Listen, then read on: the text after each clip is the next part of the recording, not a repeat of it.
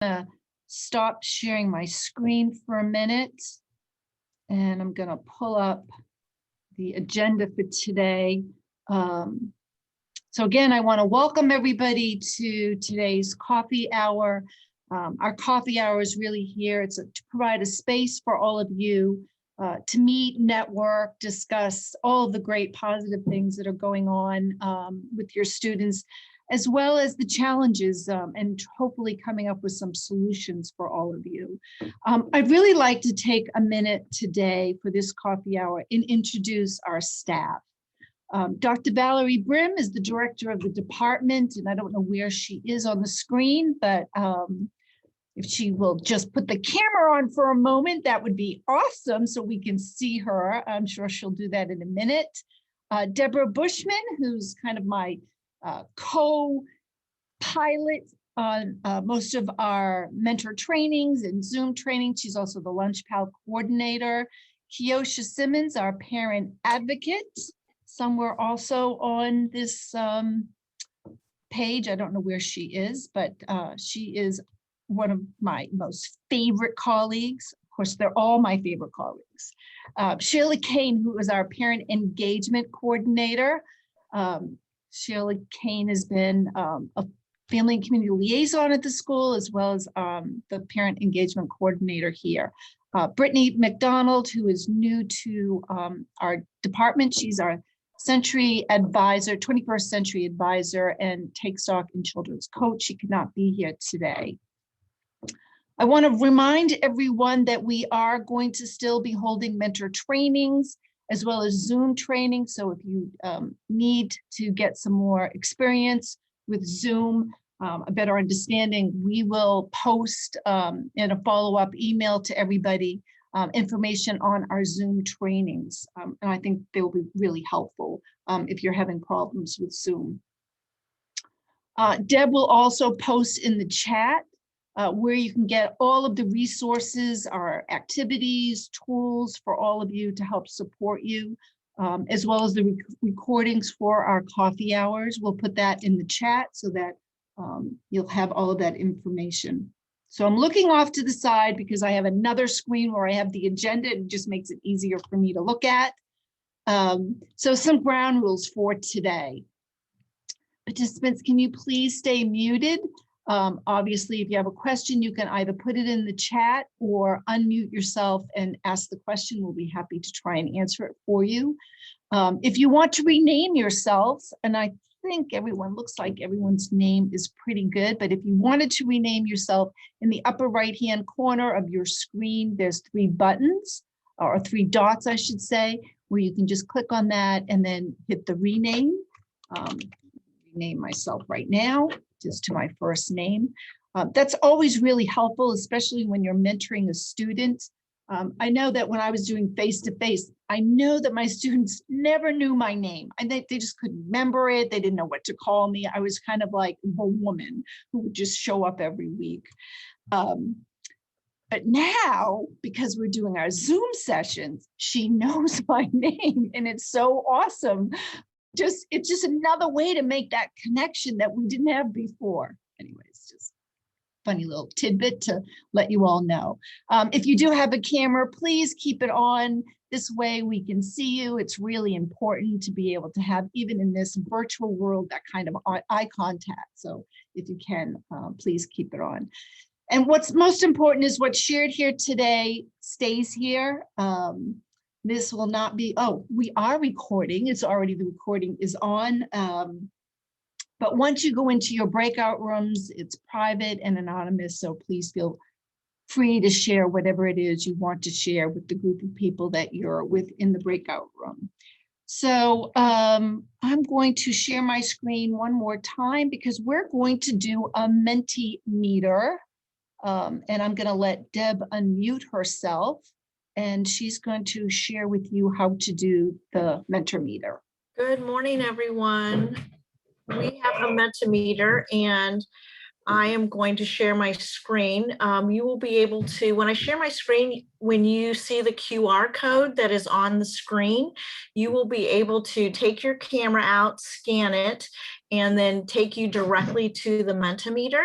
So I am going to, Michelle, I'm going to, It's already up. oh, you've got it? Awesome. So I'm doing it right now.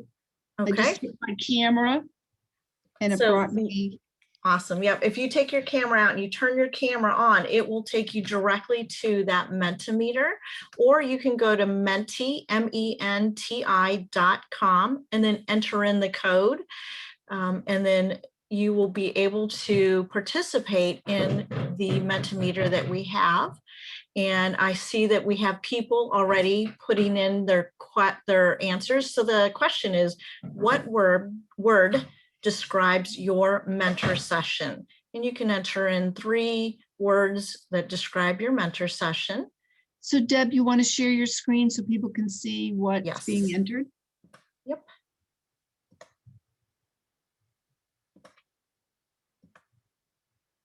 Can you see that? Awesome. So Yeah, I didn't get to do mine. oh, okay. You So can if still you do it. You Yep. can still do it. go to menti.com, MENTI.com, and then use the code that is on the screen right now. It's 92020743. And awesome, looks like we've got hopeful, awkward, fun, interesting, anticipated. This is awesome. You guys can keep sharing your words that describe your mentor sessions.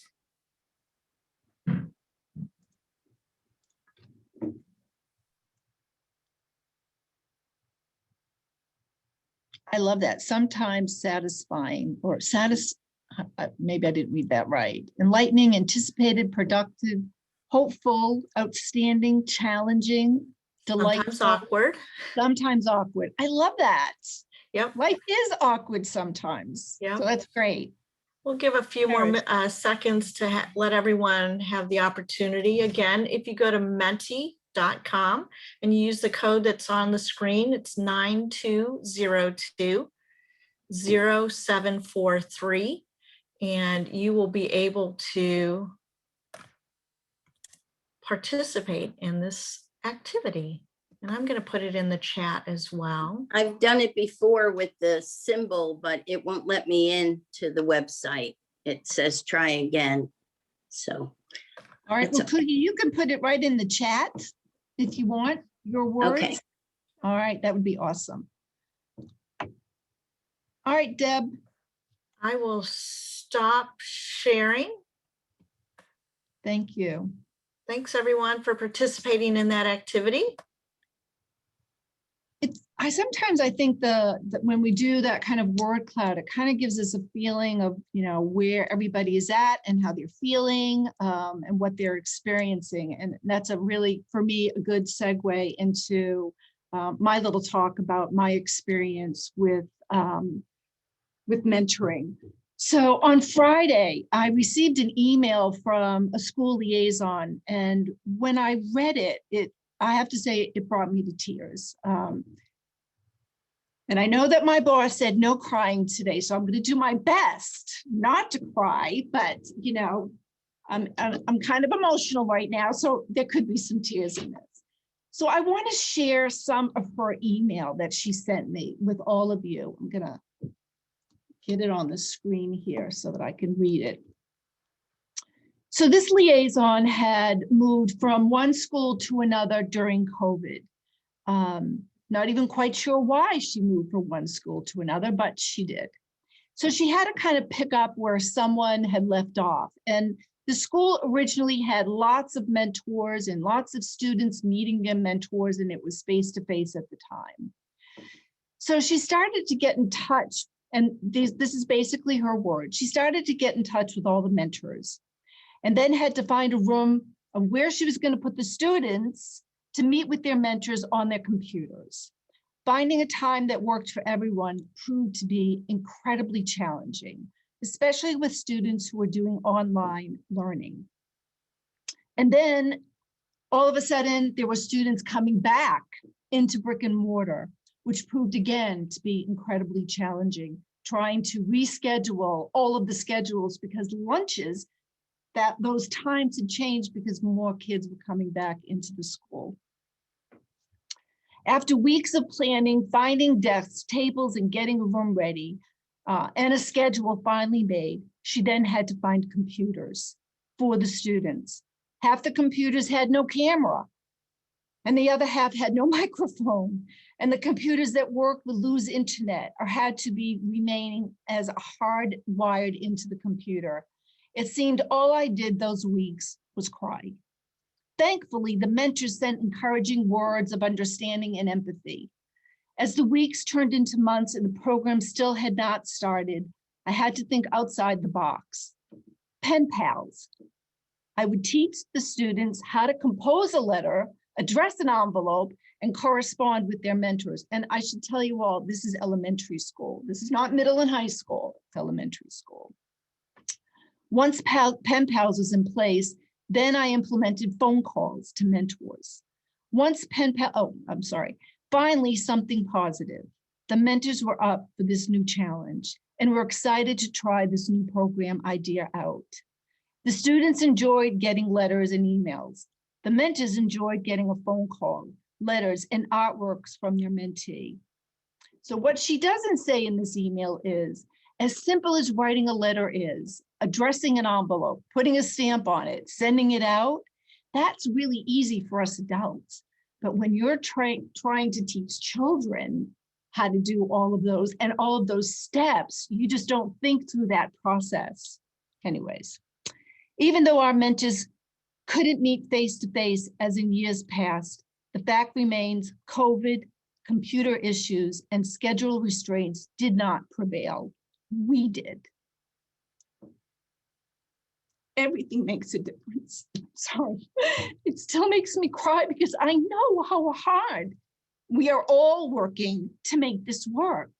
I know how hard it is for mentors to make this work, to make students, show up, to have them make that connection to all of you.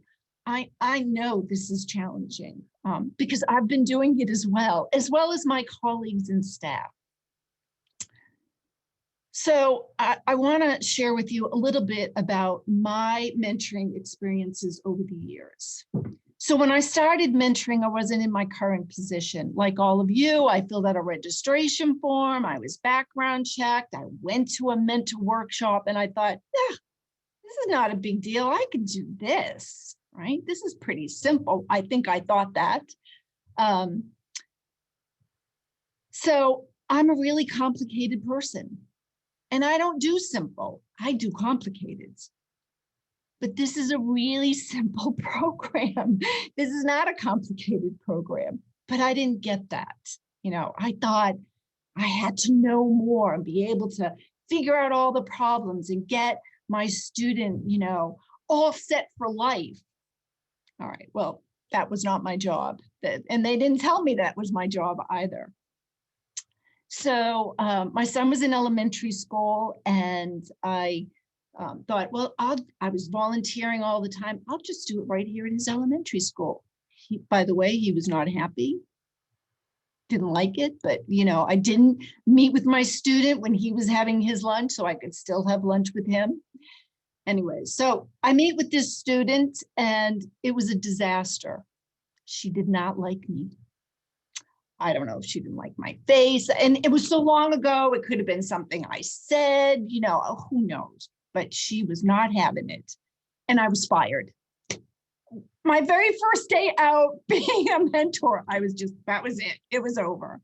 I was, of course, devastated. And the liaison at the school said, no, you can't, you can't stop just because of one student. You have to really, make this work. So she gave me another student. She was a fourth grader. Her name was Lori. And all she was interested in doing is reading books, specifically Harry Potter books. And I was all over that. This is, 15 years ago, maybe longer than 15 years ago. 20 years ago. And it was really awesome because I loved reading the books. My son was not interested. I had no one to communicate and talk about reading those books. So it was wonderful. We talked about softball. We talked about her family. We sat in the courtyard. Of course, it was face to face, and it was really awesome. She seemed like she had a really good life, and I really couldn't figure out, like, why would she need a mentor? It just didn't make any sense to me at the time. And when she was in the 5th grade, I followed her for the 2 years. When she was in the 5th grade and they had a 5th grade graduation, she asked that I come to her 5th grade graduation because she wanted me to meet her parents. So I went to the graduation. I sat in the back, off to the side. And when it was all done, I gave her card and congratulated her. And her mom came up to me and actually said, "Thank you so much. Thank you for reading those books with my daughter and having those conversations. It really meant a lot to her." And I was like, I was actually really taken back. I had no idea. I really thought, I don't want to say that it didn't have any meaning, but I didn't think that it was important enough that she would be discussing it with her mom. So they moved away and I never saw her again. So I became a liaison at a school, and then at some point I got this position, and I had been mentoring students all during that time, and then I was asked to mentor at a middle school. And middle school kids, just go admit it, they scare the living daylights out of me. They're different. That's all I'm going to say. They're different. And I have a stepdaughter, but I didn't really meet her till she was much older. So I haven't had a lot of experience with young ladies. And and most of you may have heard this story. When I met her, she was dressed all in black. She was a goth. I didn't even really know what a goth was at the time. And she had a chip on her shoulder, and she was scary. She was really scary. I'm just going to just put it out there. She was scary. She had a scholarship, so she had to have a mentor. And so I met her. We sat in this room, and she kind of flung herself back in the chair and, just kind of looked at me, and I looked at her. I was probably like a deer in the headlights because I wasn't sure what to expect. And, it kept bringing me back to my very first experience of mentoring, thinking, oh my God, I'm going to get fired again. And now I'm the coordinator of the program. This can't happen. And, I think we said a few words. I used that little sheet, the getting to know you sheet, so I could, figure out some questions and things to ask her. And she, really wasn't very committed to having a conversation with me. So after 25 minutes, I thought, okay, well, it's time, And I thought, okay, how am I going to do this? I got into my car, and of course I called my mom. I was almost in tears. I thought, how am I going to do this every single week? She doesn't really want to respond, So of course my mom started, laughing at me, and she did actually say this. She said, "Michelle, go look at your high school yearbook. You were probably just like her." And I had a really tough time in high school. My parents moved us when I was a sophomore in high school, from really big high school, 3,000 students, down to a really small, like 300 students. And I think they all came from the same mother. They all looked the same. They all acted the same. They all dressed the same. And I was different. I was like the city girl, and they were these country kids, So of course I was always dressed in all black, and, I was moody and uncommunicative. And so I thought, oh, okay, I get it. Something's going on. Doesn't have anything to do with me. This is about her. This is always about them. But, I'm a little self-absorbed sometimes, not all the time, but I think back then I might have been a lot more than I am today. And a friend of mine said, maybe you should do a life board.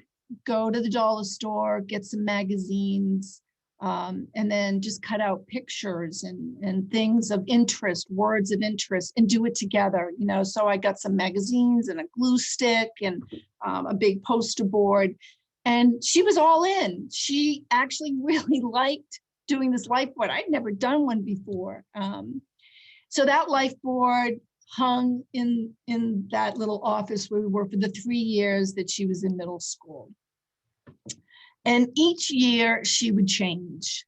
So the second year, she was in the 7th grade, she was all of a sudden a blonde.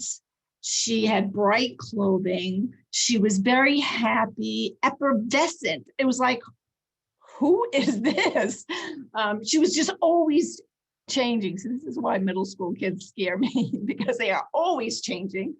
And then towards the 8th grade, she became more moody, more sullen, almost depressive. So someone else recommended a book that we recommend all the time in our mentor trainings, the Kids' Book of Questions. And Deb, if you could put that in the book, and Deb's showing the book on our picture, the Kids' Book of Questions by Gregory Stock. Love, love, love this book. Anytime I'm feeling uncomfortable or nervous, or it's really quiet with my mentee, I just pull out the book. And they pick a page and then we read the question. And what's so great about this particular book is that it will ask questions that I would never, ever, ever ask someone. And one of the questions that was asked was, if you can cheat and get away with it, would you? And if you saw someone cheating, would you tell? Now, I love that, because that is not a question I would ask even my best friend. You know, I would never even think to ask that kind of question. And we spent like 2 weeks talking about cheating, if we'd ever done it, if we ever saw anyone doing it, and what it feels like when you do something that you know is wrong, and how that feeling stays with you. How it's hard to wash those behaviors and decisions away. It's really hard to wash them away. How you learn to like forgive yourself for decisions that may have been hurtful to you. And then you can decide whether or not it was hurtful to anyone else. It was probably the deepest conversation I've ever had with a young student, in a way that I would never have had with others. So I love that book for that reason. It was just a really great way to open up and connect with this student when I might not have been able to, even after 3 years. 3 years. When she was a freshman in high school, she was getting in trouble a lot. I mean, she was getting put in, I don't know what they call it. I want to say it's ICU. Is that the right word? I don't know what it's called. When they go into a class and they're not allowed to be in their classrooms anymore, or she was being thrown out of school. She was getting into fights. And I kept saying, what's going on? Why are you doing this? You know, what I didn't know is her mother, who had been in prison for the past 5 years, was out of prison and wanted her to be with her, stay with her. And she was really struggling, and she was really angry, and she had a lot of pent up emotions about this. And then one day she just stopped going to school, and I never saw her again. And it was, to this day, you know, still even breaks my heart, because, you know, even though they're not our children, you spend time with these students, you love them, you know, you love them in an unconditional way. And I don't know what happened to her. I don't know where she went. But I pray and I talk about her all the time, because she was probably one of the most important students that I've ever mentored for so many reasons. She actually really changed a lot of the way I felt about myself, how I see things, maybe even how I respond to things. And to me, I mean, I know this program isn't about us, but it really is about us. You know, it's really finding out who we are and what kind of empathy we have, and how we change our listening skills and our communication skills, and how we respond to people. I mean, that to me has been one of the treasured gifts that I have had over the years. So over the years, I've mentored kids that, who've been incredibly smart, like so smart, off the chain smart, where I feel like, oh my God, I don't even know how to have a conversation with this student because they are just like off the chain smart, and really wonderful. And they've taught me a lot of life lessons and things about, academics that I would never have known. And then there are those students who still are growing and changing and need that extra love and support. I want to tell you a little bit about a story about a young lady, Aaliyah, who I mentored when she was in high school for 4 years. Now, Aaliyah had a great family, really smart. You knew that she was going to go places. I always enjoyed meeting with her. But again, she didn't seem to me that she really needed a mentor. But I was there because she needed one for her scholarship. And when she graduated high school, she was going off to USF or some other college. I can't remember. Doesn't matter. Anyways, so she went off to college. She went to the same college her boyfriend went to. And I never heard from her again. And about 3 or 4 months ago, I received a phone call from the Take Stock ladies over there. And they said, hey, Michelle, there's a student who would like to get back in touch with their mentor. And I said, oh, yeah, no problem. Who's the student or who's the mentor? And they said, you. And I thought, me? Who would that be? And she said, Leah would like to get in touch with you. And I thought, I'm like kind of in shock, like why? And so I said, here's my phone number. And she called me up on a Saturday night. And I was like, what's going on? And she just told me, what was going on with her life. And she just wanted to let me know that I had made an impact. I just showed up every Wednesday at 10 o'clock. I didn't do anything special, but she remembered me. Whatever it was that I did made an impact to her. And now she's mentoring at the University of Miami to some college students. So, I mentored her maybe 6 or 7 years ago. All that time has gone by. But whatever it is I said or did, and listen, I'm nothing special. She's who's special. But whatever was said made a difference to her. And she wanted to connect back up with me to let me know. And I feel really blessed about that. I don't know. How am I doing for time? Are you It keeping is time? almost 12 o'clock, 11:59.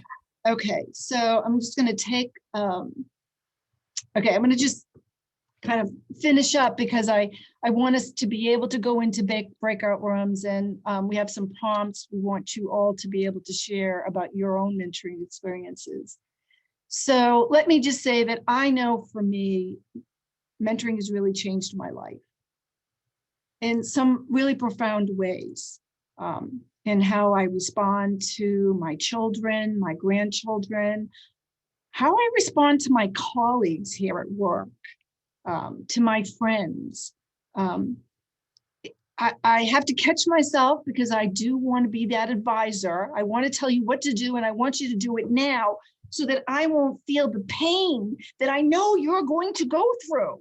I don't want to feel that pain.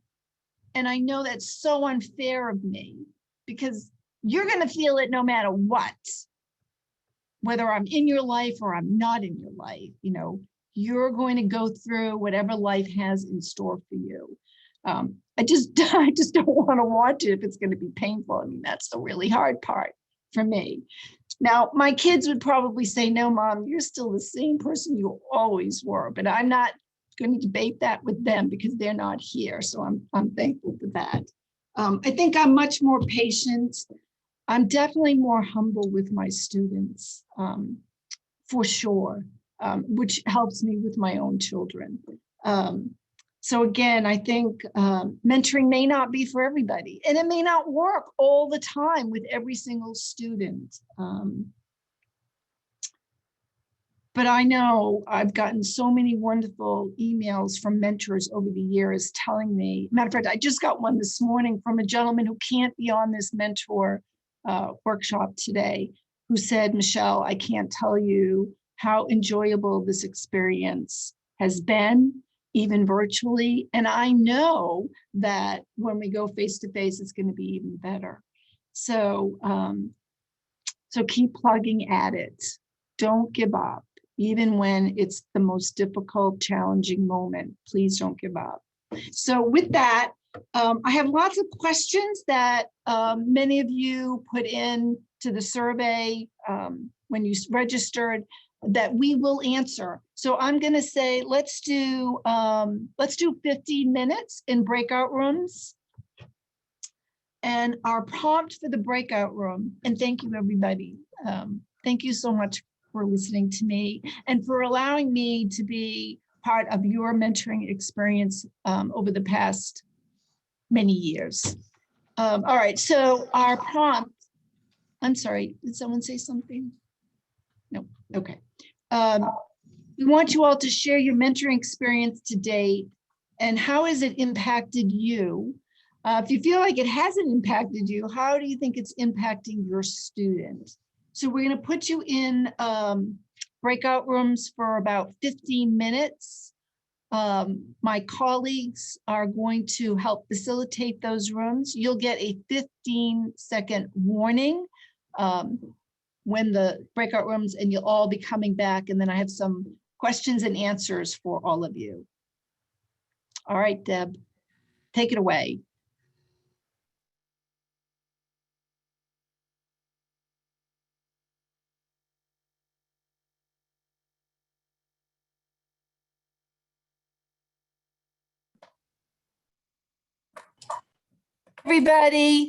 Everybody, that went by really fast. It did. It did. That was awesome. So I know we had some facilitators in the room. Would anyone like to just kind of share out some of the things that you all talked about? Dr. Brim? I think we had a very engaging group, and each one shared about their different experiences and some of the challenges that they've had this year.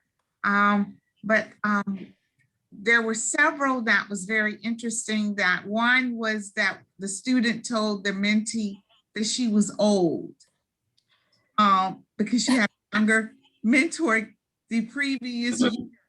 But at the end, she began to trust her enough that she shared some very personal information about herself. And so they were able to come to a common ground about a discussion.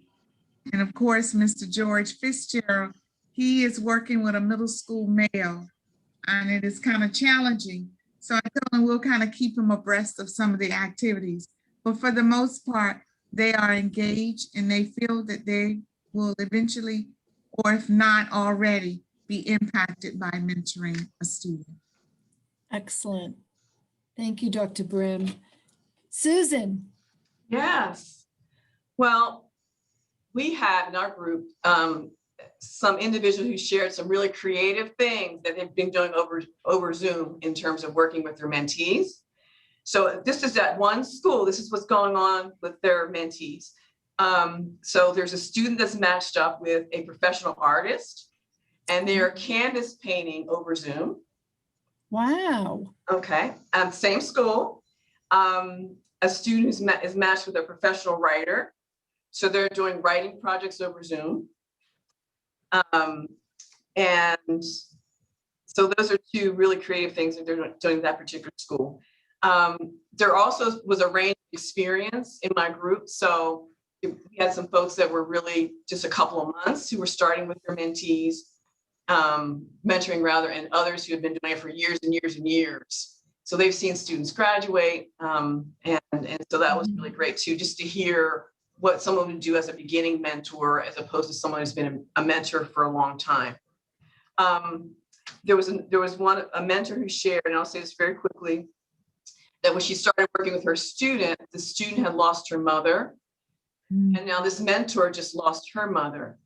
So there's an emotional exchange that was going on there that was really, really special because both of them had shared the experience of losing their mothers, one at a very young age and someone at an older age.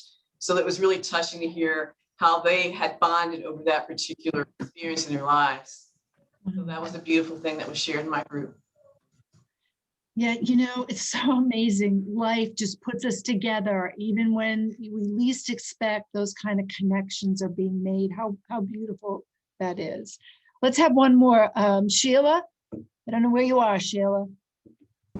I'm here. Oh, We had there a you great group as well.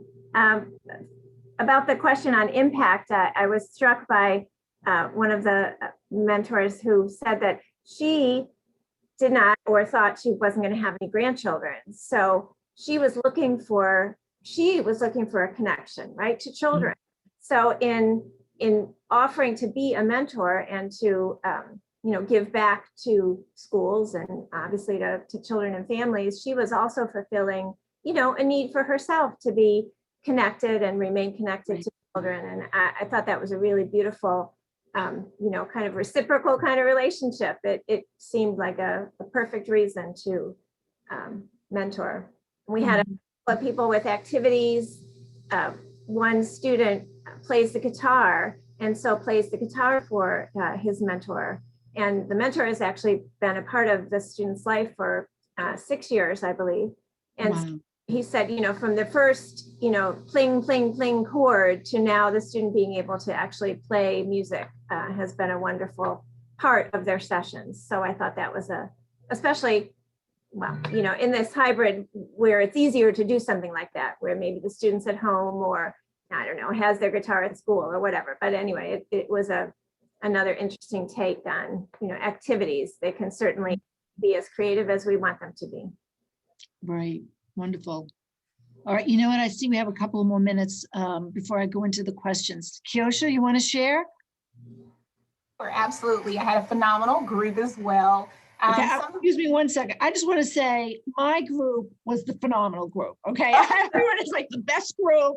They were the best. My group was the best. I'm sorry. Go ahead, Kyosha. All right, Michelle. No, that's okay. So, we have someone that is actually a liaison at one of the schools, and she was able to speak to the beauty of being, a staff member and also being a mentor, getting a deeper knowledge and understanding of the student. And she shared such a beautiful story of one of her students actually recommended her to another student to become a mentor, and that the students have even come back to tell her how much she made an impact in their life. And that is absolutely beautiful. And, that's why we do what we do as mentors.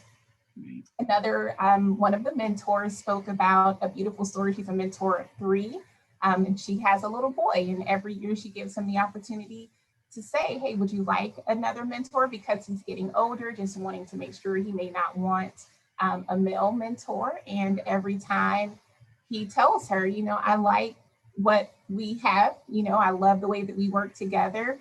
And she was able to find out that, his mom's not present in his life. So we attribute that to possibly filling some of that maternal void. So that was absolutely beautiful that she shared that. And from the Take Stock in Children standpoint, one of the mentors has a very high achieving, just highly engaged student. So it's keeping her, she feels like she's actually being mentored by the student, which I thought was absolutely cute. So we're going to have a deeper conversation of activities that you can do to continue to develop and to, push and empower our students that are doing so well, finding out what their interests are.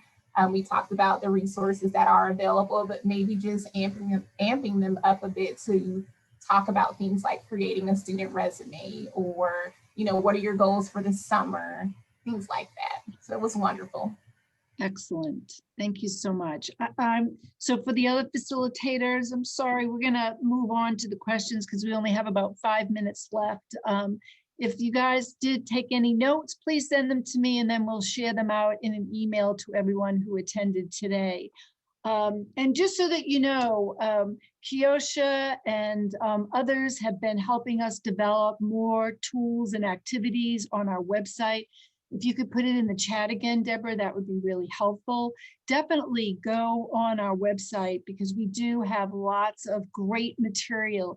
And actually there's a subset of material in there that helps with scholarships and some resume building, as well as social and emotional character development, educational resources. So there's all kinds of great stuff on our website, and we will continue to enhance that website for all of you and send you out those updates as we go along. So we did have quite a few questions that came up, and I'd like to take just a couple of minutes and answer some of them.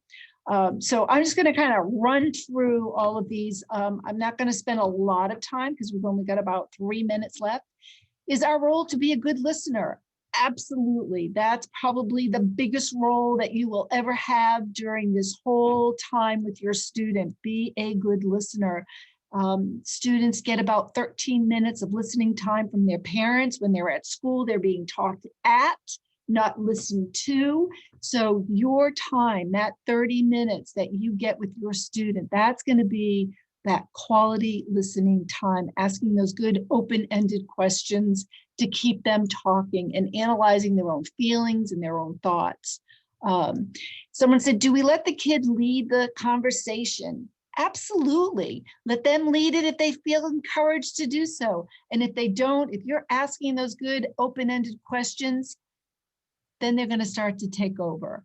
And again, you know, that book, The Kid's Book of Questions, that is the best book ever. It's $10 on Amazon. It's the best $10 that you'll ever spend. You can use the questions with your friends. You can use them with your own children, your grandchildren. It's a great, great book. Is the emphasis on emotional support or educational emphasis? Well, I think it all is going to depend upon the student. Obviously, if you're a good listener and a good communicator with your student, that's going to help that emotional, social, emotional well-being of that student.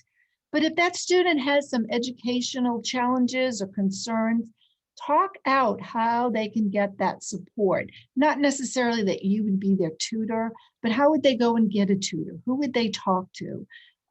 If they're afraid to do it alone, you could obviously, you know, go with them, but let them figure out how they can solve those challenges, those problems, because we want them to grow up to be good problem solvers. And if we're solving their problems, that's really not going to help them. What resources are available for students struggling with grades? So again, I'm going to say, if the student is having struggles with grades, you know, this is where you're going to talk out about, well, what are you doing?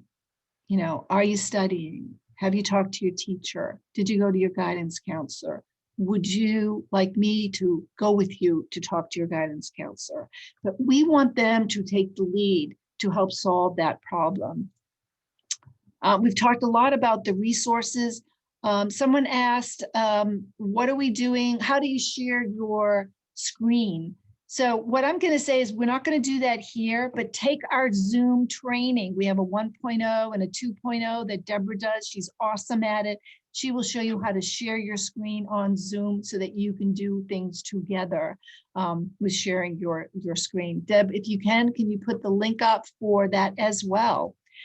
Let me see what else. We talked about that. Tips we talked about, and activities. Okay, any chance we can go into the schools soon? I get this all the time. Get your vaccine. The more people that get the vaccine, the sooner we can all come together. So I'm hoping that in the fall, it will open up. It might open up completely. It might open up slowly. Where they will let us come back into the schools. Probably still need to be masked, especially if you are older or if you have some ailments and you want to protect yourself. But I believe the way things are looking with everyone getting the vaccine, that schools will probably open up to visitors and volunteers. At least that's my prayer. But we won't know probably until sometime in July or August, once we know what it is, where COVID is right now. Good ways to build trust in a mentor relationship. Well, first I'm going to say be patient. It might take a long time to build trust. We don't know what that student's history is. So having patience, being that good listener, showing up. Showing up. That's even when it's difficult, show up. And I think over time, as you validate their feelings, that my current mentee, so before spring break, she was telling me that she was taking that little trolley bus to go to Clearwater Beach. So of course, my mother instincts went into high gear. I wanted to tell her, don't do that. You don't do it alone. I wanted to go into, my fear of, being overly protective because she's just 13. And I think about all the things that I did at 13 and I'm thinking, what are you thinking, Michelle? So anyways, what I did say to her as I'm going through all this rumination in my mind is that, I really care about you. I really want you to be safe. Please be safe. Leave before it gets dark. Don't leave without your friends. Stick together. I kind of went through some of the things that I think my mother would have told me. And she said, you care about me? Just like that. You care about me? Of course I care about you. Why wouldn't you think I care about you? I've been seeing you for the last 3 years. Yes, I care about you. And I want you to come back after spring break. And I want to hear what a great time you had. So they don't even know that we care about them, So yes, let them know that you care about them. Show up, be supportive, and all good positive stuff will happen. When is summer break? So school ends June 9th. We will probably stop our mentoring sometime that last week in May, or let the liaison at the school is going to let you when mentoring will end. So I see that it's 12:33. I'm going to have to say goodbye unless we have any questions that we need answered that came in the chat, Deb.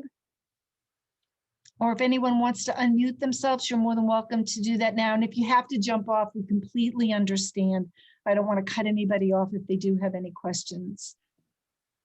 I want to say that Michelle, as of March 31st, I can't even get ready in 2 days, that she is retiring. But I do want to acknowledge that she's done a phenomenal job. Thank you. Love her. I love her. We'll miss you. We're gonna miss Michelle. So Well, thank you. Thank you. I'm gonna miss all of you, but I'm gonna listen. I'm a mentor, so I'm still gonna get the mentor coffee hours, and I'm gonna join in. I will try and keep my mouth shut most of the time. You'll just have to keep me on mute forever. So I'm going to show up every once in a while, and I'm still going to be mentoring. So thank you. Thank you, everybody. Anyone else have any questions or concerns? All right, guys. Thank you, Michelle. Thank you, Thank Michelle, you, everyone. Thank you. Thank you, Michelle. Thanks, Michelle. And good luck. You'll love retirement. Michelle. That's awesome. Thank you, Michelle. Thank you. Thanks, guys. Michelle. Have a great summer when we're on break, everyone. Take care. Thank you. Bye. Be safe. Be Bye. well. Bye. Bye-bye. Bye.